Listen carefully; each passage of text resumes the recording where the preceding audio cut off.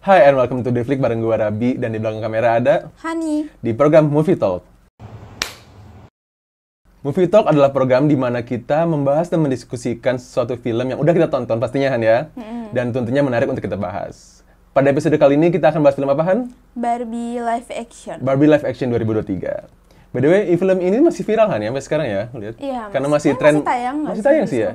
Karena ini kan sebuah tren Barbenheimer di mana Barbie dan Oppenheimer tayang di satu hari yang sama. Dan kita pun juga ngikutin kan ya. Iya, kita maraton juga. Kita maraton juga. Untungnya kita nonton Oppenheimer dulu sih. Iya, jadi nggak terlalu pusing. Iya, nggak terlalu pusing. Kita udah setidaknya begitu nonton Barbie relax ya. Sebelum kita lanjut ke pembahasan, kita mulai dulu dari sutradaranya Han ya. Nah, sutradaranya itu ada Greta Gerwig. Dia itu juga sutradara yang juga sekaligus sebagai aktris ya. Dan aku tuh inget sebelum dia itu, kalau nggak salah, House of the Devil gitu, kalau nggak salah itu tahun 2000-an something. Dan dia itu emang aktris terkenal sih sebenarnya. Oh. Dan dia juga banyak film-filmnya sih. Dia juga sutradara itu sudah beberapa film, yaitu Little Moment, Lady Bird, dan Night at the Weekends. Jujur, aku belum nonton semua sih sebenarnya. Tapi yang aku bisa lihat, mungkin ini based on my opinion, film-film beliau ini fokus ke main karakternya itu selalu yang wanita gitu. Iya. Iya kan? Keras. Makanya aku lihat relate sih, ternyata si sutradaranya juga wanita gitu. Kayak film Barbie ini emang didedikasiin buat wanita. Dari wanita untuk wanita, oleh wanita. Benar sekali, setuju sih. Nah, selanjutnya untuk cast-nya ini juga tidak kalah dengan cast-nya Oppenheimer ya, cukup terkenal juga. Pertama sebagai main karakter itu ada Margot Robbie. Ya, ini pasti udah pada terkenal lah ya. Karena pertama kali aku nonton itu di Wolf of Wall Street, Leonardo DiCaprio. Kayaknya bareng kamu ya kan nontonnya ya? Iya, bareng Wolf of Wall Street. Terus Suicide Squad dia yang jadi Harley Quinn-nya. Lalu ada Focus, pas itu dia main bareng Will Smith. Sama Big Short ya, The Big Short itu yang bareng Ryan Gosling. Jadi ini bukan pertama kalinya si Margot Robbie main bareng Ryan Gosling. Dia ada pernah main Ryan Gosling itu di film The Big Short. Itu untuk Margot Robbie, dan selanjutnya ada Ryan Gosling. Ini populernya para wanita ya. Idola para wanita banget dia. Dia Ryan Gosling itu udah main, pasti udah banyaknya tau lah, kayak La La Land, The Big Short itu, Blade Runner 2049, dan ada juga film action pas itu aku pernah nonton The Nice Guy. Jadi dia udah drama pernah, action pernah. Selanjutnya ini nih Han, ada aktor yang paling aku favoritin, yaitu Will Ferrell. Will Ferrell tuh aku nonton dia dari SD bahkan, karena film-film tuh kayak, apa ya, yang aku sering nonton tuh Anchorman, Elf, Step Brother, Talladega Night, Daddy's Home, The Other Guy, Get Hard, Zoolander, Megaman, Blood of Glory. Banyak banget film-film yang udah aku tonton sih, Will Ferrell. Oh, aku baru aku tahu Will Ferrell, tapi aku inget muka nggak tahu nama. Dia tuh filmnya lucu-lucu semua sih kata aku. Dia nggak pernah fail, dia selalu bikin ketawa pokoknya. He is one of my favorite actors sih. Terus ada juga Emma Mackey ya. Ini kayak kembarannya Margot Robbie sih. Fun fact, kami nggak nyadar dia. Iya, aku nggak nyadar sama sekali kalau dia tuh ada di sini dong. Aku nyadar sih. Mukanya mirip kan? Aku kira itu Margot Robbie kayak Margot Robbie-nya memerankan dua Barbie yang berbeda gitu. Aku mikirnya pada saat itu ya, aku tidak nyangka si Emma ini juga ikut main. Aku nggak sih, aku mikir kayak ini mirip banget. Terus aku baru ngeliat kayak, dia main di Sex Education ya? Iya. Maksudnya, pas itu kan pikiran aku, ini adalah Margot Robbie, cuman dia meranin dua Barbie yang berbeda. Ternyata itu satu Margot Robbie, satunya Emma Mackey. Saking miripnya gitu. Mereka emang mirip banget sih. Iya, mirip banget sih. Iya. Kan Sex Education pertama kali aku mikir itu Margot Robbie. Banyak yang bilang gitu Terus kan. banyak yang bilang ke Margot Robbie kayak disco banget aktingnya Margot Robbie di Sex Education. Iya, benar. Bukan. Terus ada Simu Liu, si Shang-Chi. Ya, mungkin udah pada tahu lah ya si Shang-Chi dari Marvel.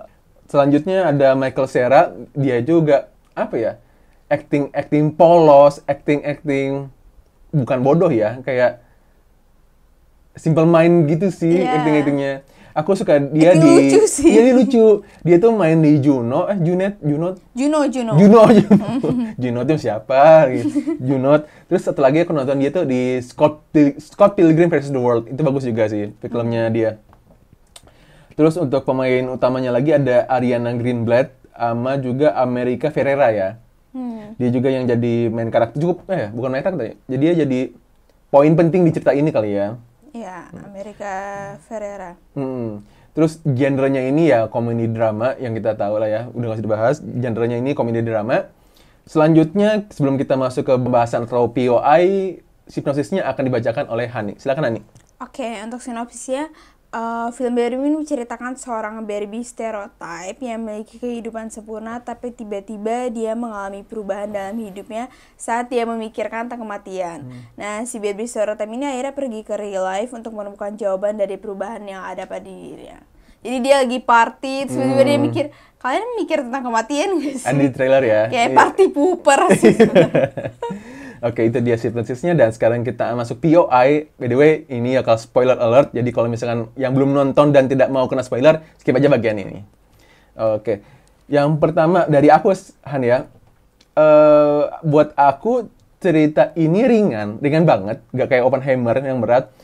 Dia ini cerita ringan tapi meaningful. Iya.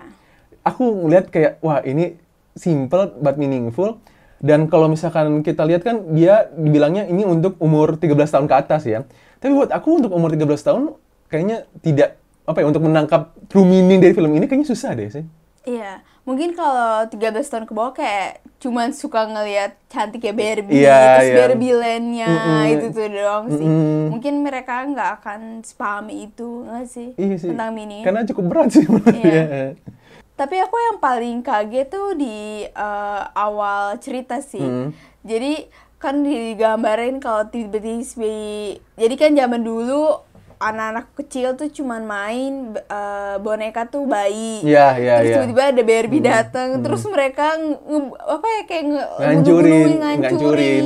Aku pas nonton sini awal kayak gila ini tuh anak kecil serem banget sih. Iya sih. Aku aja yang gede kayak mikir sadis cuy, maksudnya kenapa digambar ini kayak gitu. Atau kan kalau bisa kan bisa disingkirin aja gitu, nggak perlu maksudnya kayak dihancurin pura-pura gitu kan. kayak kesampingkan, buang, kayak ini bener-bener dihancurin, itu serem sih. Itu juga salah satu fact yang baru aku tahu sih, ternyata emang dulu boneka dari dulu bayi ya pada awalnya ya. Iya, aku juga baru tahu sih. Baru tahu ya. Aku kira emang ya udah ada boneka bayi nih, ya, boneka Barbie aja gitu. Cuman ketika semua Barbie datang semuanya berubah gitu ya, para Iya. pandangan secara boneka itu gitu. Lalu jujur buat aku di awal-awal film itu Han, yang pas pengenalan Barbie itu aku nggak tahu ya, mungkin aku salah menangkapnya, tapi aku rasa itu kayak power of feminism nggak sih? Iya. Yang si narator ngomong kalau Barbie, aku salah ngomong ya, cuman ini based on my opinion ya. Menggambarkan kalau perempuan itu Barbie ya, jadi ini ceritanya Barbie ini bisa menjadi apapun dan bisa mengerjakan apapun yang dia mau gitu. Iya, benar. Jadi kayak siapapun kamu bisa kok menjadi seorang ini. Makanya kan Barbie kan banyak kan. Ada yang jadi astronot, ada yang jadi presiden, ada yang jadi guru, dokter segala macam. Itu menggambarkan kayak siapapun kamu, si Barbie ini bisa menjadi apapun gitu. Iya. Dia penggambaran stereotype sih. Karena kan orang ngerasa perempuan tuh harusnya di rumah, perempuan tuh harusnya ya udah gitu, nggak usah pinter-pinter banget. Tapi di sini kan ada kayak Barbie yang terima Nobel, presiden, gitu-gitu sih di awal cerita. Tapi menurut aku mungkin di Barbie lainnya kayak fokus ke Barbie doang, Ken tuh jadi terasingkan. Jadi kayak kebalik aja kalau di Barbie Land perempuannya, kalau di real life laki-lakinya gitu. Nah, by the way, itu juga sih yang aku pengen aku bahas sih sebenarnya. Penggambaran dalam Barbie Land itu adalah kayak keterbalikan dunia di real life sih, Han, ya, rasanya. Karena kita lihat pas Barbie-nya datang ke real life, dia tuh bener-bener dari awal ketika dia nyampe, dia tuh udah ngerasain beda banget nggak sih dengan Barbie Land gitu. Iya. Pas dia ketemu kontraktor, kok kontraktornya cowok gitu kan harusnya ini. Itu lucu sih. Terus bagaimana? Dia mendapat body shaming. Ya, body shaming itu. Catcalling tuh parah banget sih. Emang kayak gitu. Jadi benar-benar kayak menggambarkan ya emang kita nggak usah munafik lah, emang dunianya tuh kayak gitu. Jadi mereka nggak yang dunia in real life tuh baik-baik aja, semuanya tuh baik segala macam tuh enggak. Benar-benar aku di filmnya tuh kayak menggambarkan ya apa adanya gitu sebenarnya. Apa yang seorang wanita alami di dunia nyata gitu. Dan yang sempat kamu bilang sih, yang hubungan antara Barbie sama Ken ini sih. Iya. Karena yang tadi aku bilang dia kebalikan, Ken di Barbie Land tuh kayak diacuhkan, nggak dianggap.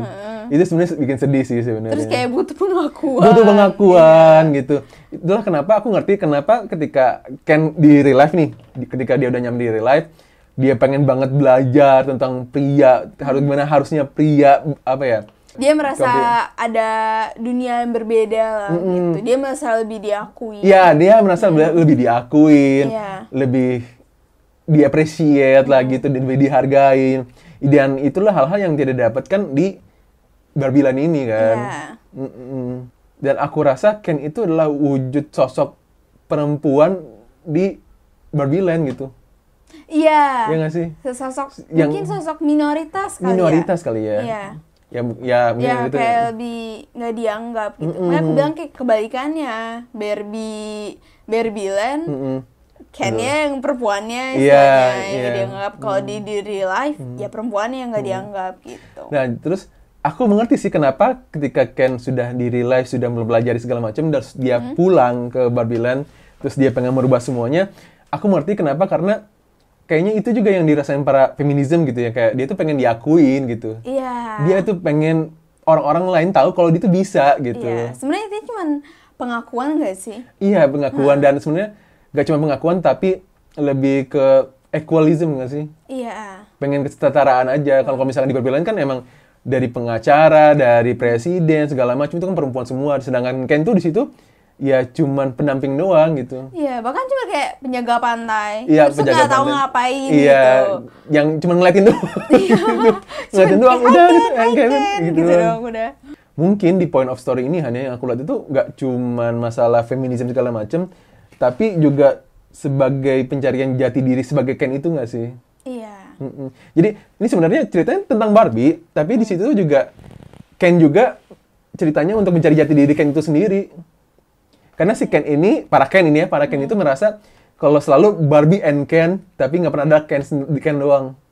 Iya, Barbie sendiri ada, tapi Barbie sendiri aja, tapi Ken doang nggak ada. Makanya di sini kayak pencarian jati diri terhadap sosok Ken ini sih, kata aku. Iya. Tapi di ending, ini spoiler ya, di ending kan si Ken bilang kayak, aku juga nggak mau mimpin, ya nggak sih? Dia bilang ke Barbie kan, aku ternyata nggak bisa jadi seorang pemimpin, dia ngomong gitu kayak. Aku cuma butuh pengakuan lah intinya. Jadi dia bingung lah sebenarnya kan, bingung tentang dirinya, terus dia itu cuma butuh pengakuan doang gitu. Sebenarnya film ini tuh tentang krisis identitas nggak sih? Iya, itu juga baik sih. Barbie ataupun Ken. Iya, dua-duanya ini sih. Aku setuju. Terus tapi buat aku kan yang endingnya itu rada absurd sih buat aku. Yang ketika Kenapa absurd? Buat aku Barbie-nya kan udah menemukan apa ya? Sudah menyelesaikan masalahnya di Barbie Land kan pada saat itu. Iya. Terus ketemu sama si Ruth. Nah, si Ruth ini diajak ngobrol-ngobrol segala macam. Aku rada absurdnya adalah pertama, ini Barbie Land itu nyata atau cuman sebagai cerita di di pikiran orang-orang ini doang gitu. Oh, ya nggak sih, kayak ini tuh beneran ada Barbie Land maksudnya di universe itu, ini Barbie Land itu beneran ada atau cuma ada di pikiran perusahaan Mettler ini gitu. Itu pertama, aku bingung. Terus kalau kedua, kalaupun emang si Barbie Land ini nyata, kenapa tidak ada orang yang tahu selain perusahaan ini gitu? Maksudnya nggak ada yang tahu? Maksudnya kalau misalkan emang Barbie Land ini ada, kenapa nggak ada orang lain yang mencoba untuk Barbie Land itu gitu? Apakah emang dia top secret banget kah?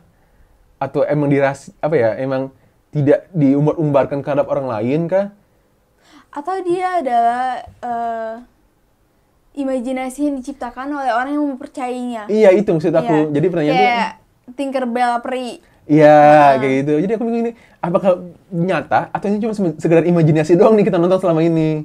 Oh, iya. Nah, yang tambah asup lagi buat aku yang ketika si Barbie-nya itu, udah kayaknya aku nggak mau jadi Barbie lagi.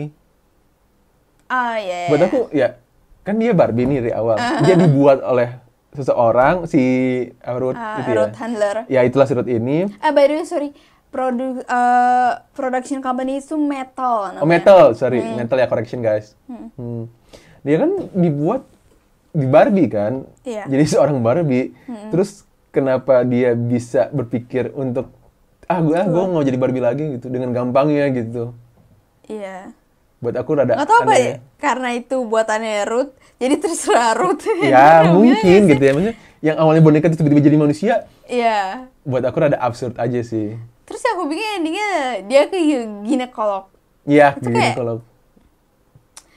Gimana ya, aku kayak bingung aja sih. ya mungkin yang aku tangkap dia berusaha untuk menjadi seorang manusia seutuhnya kan. Iya. Cuma Atau dia, mungkin ini kayak apa ya? Tersirat tersurat menggambarkan sosok perempuan yang tadinya ingin mengikuti stereotip dunia, tapi akhirnya dia kayak ya udah dia mendingan balik jadi terus dia hilangnya nyari jati dirinya, terus dia kayak balik lagi jadi manusia seutuhnya buat dia gitu, ngerti nggak? Mungkin ini kayak penggambaran ya nggak sih? Mungkin. ya tergantung dari siapa yang nonton juga sih sebenarnya. Iya. Overall film ini dibilang bagus ya Nia. Dan terutama sih aku terhibur banget sama jokes-jokesnya sih. Iya. Itu aku banyak ketawanya, banyak scene lucu, apalagi ada Will Ferrell-nya itu lucu banget. Jadi kayak ini drama tapi juga bisa menghibur, ceritanya ringan banget. Dan ya I'm enjoy it sih kan nonton ini. Iya, aku By the juga way, sih. tapi ini juga ada banyak musikalnya ya. Kayak film Iya. Barbie dulu kan. Nah, ya nggak tapi sih? aku gak terlalu suka bagian musikal. Iya, aku juga Bukan sih. gak suka sih, tapi kira kayak, aduh kelamaan deh. Ini kan Iya, ada sisi iya, Ken-nya iya. nyanyi kan. Iya, Aku kayak, iya. Kayak- agak lama nih kayaknya. Kayaknya ini gak perlu deh gitu.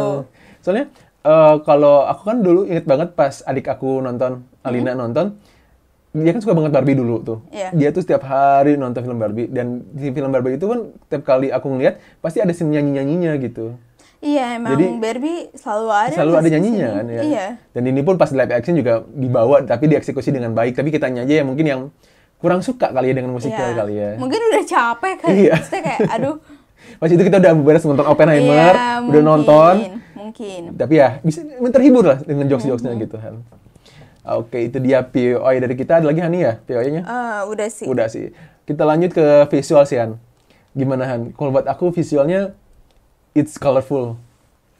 Ini buat aku penggemar, aku suka Barbie, cuman mungkin bukan yang penggemar banget yang tahu seluk-beluk, tapi bagi aku terpuaskan sih, imajinasi aku Imajinasi, terpuaskan. Kayak ya kita tahu lah, mereka kan bener-bener bangun Barbie Land, Ya, bener-bener ya itu. ada kan, itu aku suka banget. Bahkan sampai ke detail kecil kayak sisirnya, Iya, nah iya, itu kan iya. bener-bener sisir Barbie, jadi aku kayak ih sampai ke detail kecilnya tuh mereka pikirin lah gitu. Iya sih. Colorful banget sih buat aku. Mm-mm. Dan mereka emang seniat itu bikin properti-propertinya itu kan nggak gampang kan Han? Iya. Terus dengan mereka editing segala macam, ya aku dibilang tidak kaget sih kalau budgetnya ini bisa melebihi Oppenheimer. Iya, karena bikin rumah kayak gitu kan susah nggak sih? Iya susah sih dengan Dengan cara detail-detailnya. Tidak, aku tidak bilang buat Oppenheimer itu mudah, cuman film Barbie ini juga walaupun terlihat simpel, cuman justru itu yang lebih ribet sih kan. Iya. Dengan efek-efeknya, dengan visual segala macam, pewarnaan. Mungkin gini, Oppenheimer kan dari buku ya? Ya dari buku. Nggak dari buku sih, maksudnya dari biografi Dari sebenarnya. biografi kan. Istilahnya dia tidak ada penggambaran sebelumnya. Jadi mungkin untuk memainkan visualnya masih lebih gampang. Tapi kalau misalkan Barbie kan ini orang ekspektasinya udah besar loh. Iya, Barbie iya, itu iya. dari tahun 1961 gitu. Bahkan kayak nenek-nenek aja mungkin nonton Iya, gitu. iya, Jadi iya, iya. ekspektasinya para penggemar Barbie itu udah tinggi lah. Jadi mungkin mereka harus mempersiapkan itu lebih detail. Iya sih. Dan aku lihat sepadan sih Yan, dengan mereka budget yang gede besar, mereka pun juga pendapatannya lebih besar melebihi si Oppenheimer sih. Iya. Karena berhubung mungkin emang marketnya lebih luas juga sih Yan. Oke, terus untuk karakter development gimana nih Han? Kalau kata aku Margot Robbie ya actingnya ya still Margot Robbie sih. Dia bagus sih. Bagus. Dan aku merasa Barbie itu ada dia. Iya. Aku nggak tahu. Stereotipnya dia. Kayak apa ya? Nggak tahu karena badannya, karena visualnya. Tapi kayak ngelihat senyumnya dia itu mirip Barbie yang aku punya. Bahkan kayak garis senyumnya itu kayak ini kayak Barbie yang aku punya gitu. Cocok banget. Jadi emang dia tuh Barbie stereotype banget nggak sih? Iya benar. Terus aku suka di kata dia digambarin yang seneng, have fun segala macem, tiba-tiba switch ke yang wah bingung. Iya. Bingung Terus dia jadi stres, lucu nggak? Iya, jadi stres lucu banget. Tiba jadi stres, tiba-tiba harus ke real life. Ternyata tuh kagetnya benar-benar kelihatan. Wah, kok ternyata dunia nyata seperti ini ya. Iya, gitu. bener-bener sih. Nah, fun fact juga, Margot Robbie kan jadi produser di sini. Nah, tapi tadinya tuh dia nggak mau main di sini. Terus karena dibujuk sama si Greta Gerwig, dia bilang kayak ini cerita aku buat kamu lah gitu. Akhirnya si Margot ya udah dia mau main gitu. Dan tapi tau nggak sih, ada ini fun fact katanya orang-orang, ada scene yang ketika dia dari yang kakinya jinjit gitu loh. Nah, di pantai kan? Iya, itu tuh bukan CGI atau apa, itu yang bener-bener Margot Robbie jinjit, dia megang tangan, jadi lama lah dia begitu. Emang seniat itu ya untuk acting. Iya. Karena emang Barbie itu selalu jinjit ya. Iya, karena bentuknya kan ngikutin heels. Iya, ngikutin heels ya, iya. Dan itu emang digambarin detailnya itu segitunya sih. Oh, mungkin narik dari kenapa endingnya dia jadi manusia. Barbie itu oke, dia membuat wanita bisa terlihat seperti apa aja, tapi Barbie juga menunjukkan standar kecantikan wanita nggak sih? Iya. Jadi mungkin di ending mau ngasih tahu kalau di dunia ini kan berubah, kayak ya udah bahkan Barbie yang sesempurna itu aja tuh justru pengen jadi manusia yang seutuhnya, ya nggak sih? Tidak sempurna. Yang nerima keadaan dia apa adanya gitu. Itu dia Barbie, si Margot Robbie, dan nggak kalah aktingnya sih si Ryan Gosling sih kan, si yang sebagai Ken. Dia yang apa ya? Aku ngeliat si Ryan Gosling itu selalu jadi alpha male kalau di film-film. Selalu jadi yang wah, yang gagah, yang cool, yang keren. Tapi di sini dia aktingnya yang kayak yang lemah, yang pengen bucin banget lah sebenarnya. Kelihatan bucin. Iya tuh bucin banget. Iya, di sini bucin banget. Beda banget kayak pas dia di film apa ya? Kalau nggak salah tuh Blade Runner 2049, itu film action, dia tuh yang cool, keren gitu ya. Di La La Land pun dia tetap yang dansa segala macam, tapi dia tetap alpha male gitu. Iya. Yang wah, gua keren, bangga gitu. Tapi di film ini dia aktingnya yang bucin, yang gua nggak bisa dapetin Barbie terus nih. Terus apa bergantung banget. Apalagi scene yang pas awal-awal sih yang dia tuh di rumah Barbie setelah beres dansa, terus dia berduaan doang, bilang kalau misalkan dia tuh pengen malam bersama gitu. Tapi kan si Barbie bilang kan ini malam wanita Ladies Night ya. Oh, ya bukannya setiap hari itu Ladies Night ya. Jadi kayak gak ada waktu buat Ken gitu si Barbie ini. Nah, tapi sebenarnya Barbie kan nggak suka, Barbie stereotype itu nggak suka sama Ken kan? Iya. Di film itu. Iya sih.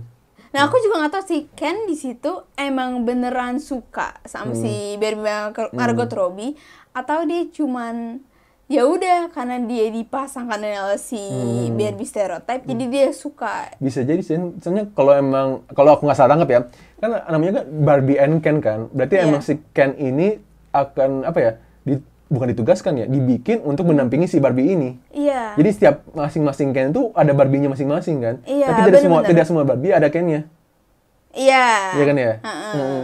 Iya, benar-benar sih. Jadi setiap Barbie punya Ken-nya.